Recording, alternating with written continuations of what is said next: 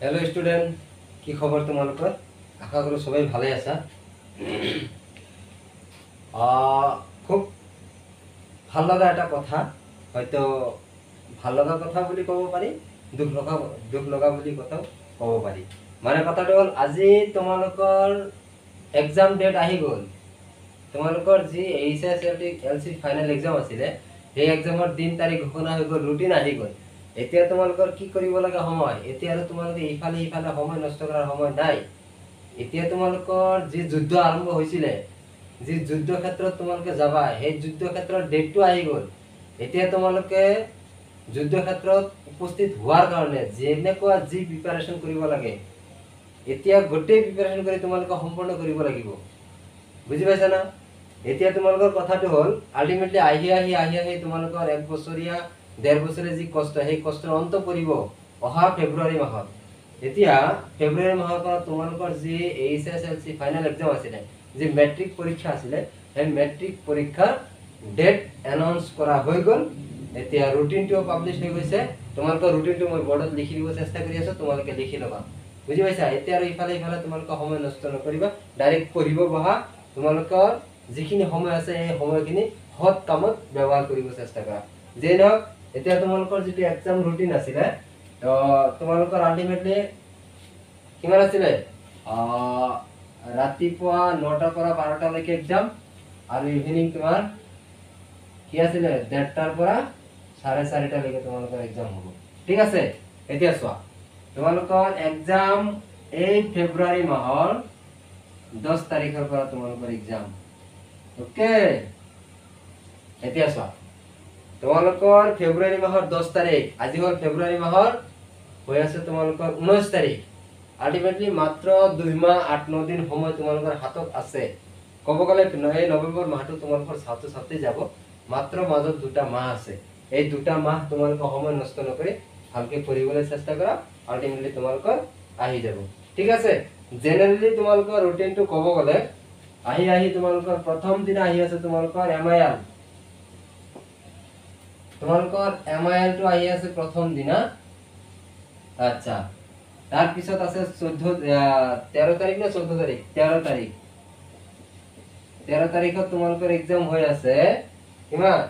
S science মানে social science তোমালোকৰ second দিনা আছে। তাৰ পিছত হৈ আছে তোমালোকৰ 14 তাৰিখত মিউজিক আছে, ডান্স আছে। কিছুমানে যদি মিউজিক লৈছা বা ডান্স লৈছা, হেইটো আছে তোমালোকৰ 14 তাৰিখত। ওকে, তাৰপিছত 16 তাৰিখত আছে তোমালোকৰ আছে ইংৰাজী, তোমালোকৰ ইংলিছ। তাৰপিছত আছে 18 তাৰিখত তোমালোকৰ আছে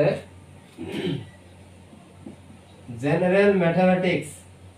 ওকে, 18 তাৰিখত তোমালোকৰ জেনাৰেল ম্যাথমেটিক্স আছে।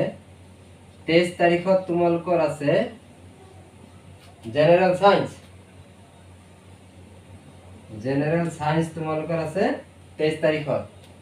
তাৰ পিছত 24 তাৰিখত আছে বেলেগ বেলেগ কাষ্টৰ যিবিলাক আছিলে, মণিপুৰী বা সান্থালী, সেইবিলাক ল্যাঙ্গুৱেজৰ এক্সাম আছিলে। এইবিলাক তোমালোকৰ ইমান দৰকাৰ নাই। তাৰ পিছত 25 তাৰিখত তোমালোকৰ যদি কোনোবাই হিন্দী লৈছা, 25 তাৰিখত আছে হিন্দী। ওকে, তাৰ পিছত 27 তাৰিখত তোমালোকৰ আছে ইলেক্টিভ। 27 তাৰিখত তোমালোকৰ ইলেক্টিভ আছে। যোনে জিওগ্ৰাফি, ম্যাথমেটিক্স, এৰাবিক, যোনে যি লৈছা, এডভান্স ম্যাথমেটিক্স, এইবিলাক হিষ্টৰী তোমালোকৰ লাষ্টৰ দিনা আছে। গতিকে তোমালোকৰ টাইম টেবুলটো পালা, যেটো পৰীক্ষাৰ যেটো প্ৰগ্ৰাম আছিল, প্ৰগ্ৰামটো পালা।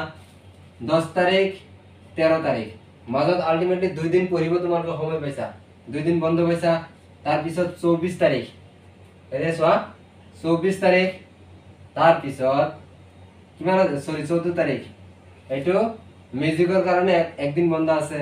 যোনবিলাকৰ ইংলিছ আছে 13 আৰু 16 মাজত 2 দিন বন্ধ আছে। তাৰ পিছত যোনবিলাকৰ ম্যাথছ আছে মাজত 2 দিন বন্ধ। জেনাৰেল সায়েন্সেৰ আগত মোটামুটি ভাবে ভালেই কেদিন বন্ধ আছে সায়েন্সেৰ আগত চোৱা মোটামুটি ভাবে তোমাৰ 4-5 দিন বন্ধ আছে তাৰ পিছত ইফালে হিন্দিৰ আগত তোমালোকৰ বন্ধ আছে 2 দিন ইলেক্টিভের আগত 2 দিন 1 দিন বন্ধ আছে তো আলটিমেটলি তোমালোকে পরীক্ষার রুটিনটো পাই গলা